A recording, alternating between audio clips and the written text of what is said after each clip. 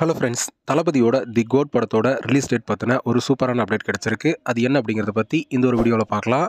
அதுக்கு முன்னாடி நம்ம சேனலை இன்னும் சப்ஸ்கிரைப் பண்ணலாம், சப்ஸ்கிரைப் பண்ணிக்கிங்க.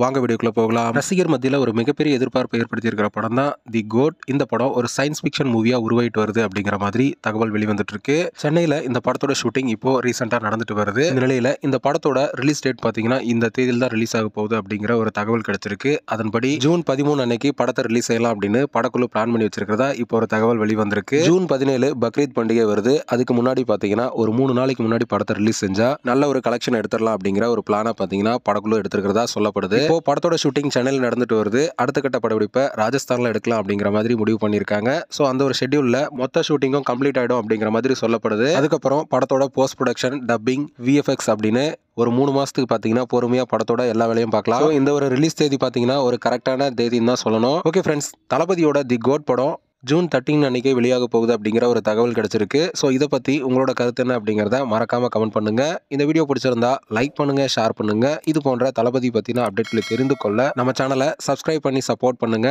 அடுத்த ஒரு வீடியோவில் பார்க்கலாம்.